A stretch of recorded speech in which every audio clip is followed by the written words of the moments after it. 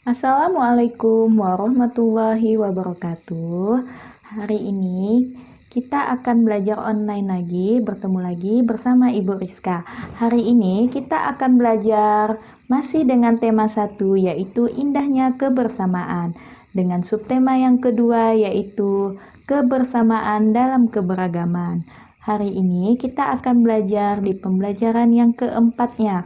Tujuan pembelajaran kita hari ini yaitu dengan menggunakan video pembelajaran ini, kalian dapat membedakan antara gagasan pokok dan gagasan pendukung. Kemudian dengan video ini kalian dapat menemukan contoh-contoh kerjasama yang ada di lingkungan sekitar.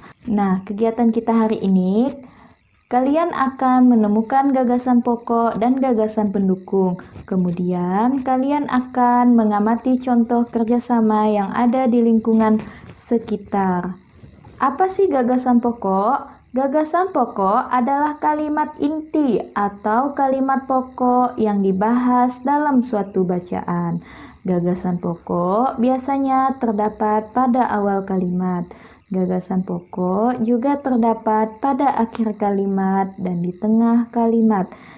Nah, bagaimana sih cara membedakan antara gagasan pokok yang terdapat di awal kalimat, di tengah kalimat, dan di akhir kalimat?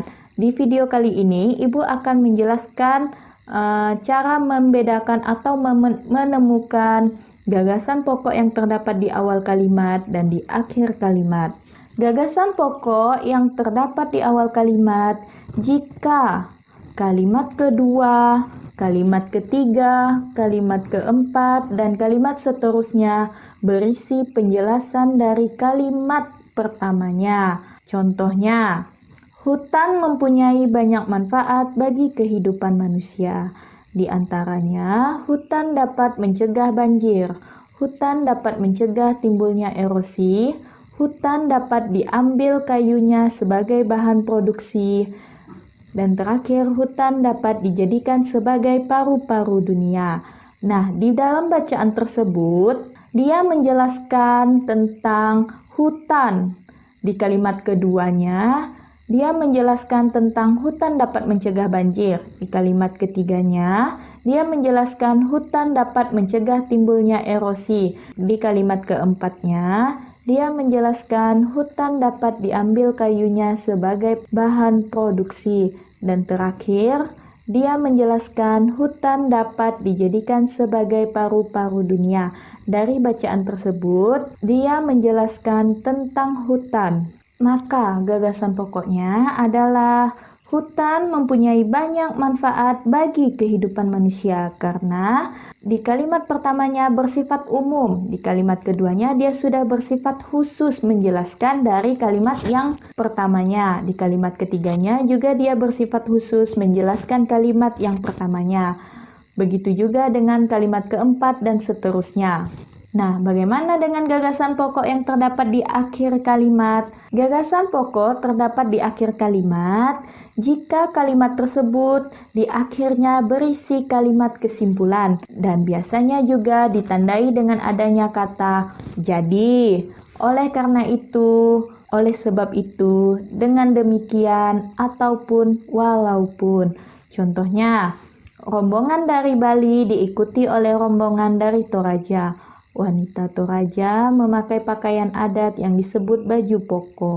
Rombongan laki-laki menggunakan pakaian adat yang disebut sepata lumbuku. Rombongan Toraja membunyikan alat musik khas mereka, Pak Pompong namanya. Alat musik ini berupa suling bambu besar yang bentuknya seperti angklung.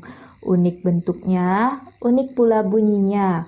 Toraja sangat menarik untuk dipelajari. Nah, dari bacaan tersebut, di kalimat pertama, kedua, ketiga, dan seterusnya, dia berisi kalimat khusus. Nah, pada kalimat terakhirnya, dia bersifat umum. Jadi, di kalimat ke-1, kedua, dan ketiganya, dia bersifat menjelaskan kalimat terakhirnya. Dan kalimat terakhirnya berisi kalimat kesimpulan. Maka gagasan pokoknya adalah budaya Toraja sangat menarik untuk dipelajari. Nah, contoh lain lagi dari gagasan pokok yang terdapat di akhir kalimat, yaitu kerja sama ibu kampung Manahan membuat nasi tumpeng berbuah manis. Hasil karya ibu-ibu meraih juara kedua tingkat Kecamatan Manggarai. Mereka membuat nasi tumpeng dalam rangka lomba PKK tingkat Kecamatan Manggarai. Walaupun berbeda agama, status sosial, dan budaya, mereka bekerja sama dengan baik saat membuat nasi tumpeng. Nah, karena di akhir kalimat tersebut ada kata penghubung konjungsi walaupun, maka sudah dipastikan gagasan pokoknya terdapat di akhir kalimat, yaitu walaupun berbeda agama, status sosial, dan budaya, mereka bekerja sama dengan baik saat membuat nasi tumpeng. Ingat, kalau gagasan pokok yang terdapat di akhir kalimat, dia berisi kesimpulan ataupun biasa ditandai dengan kata walaupun.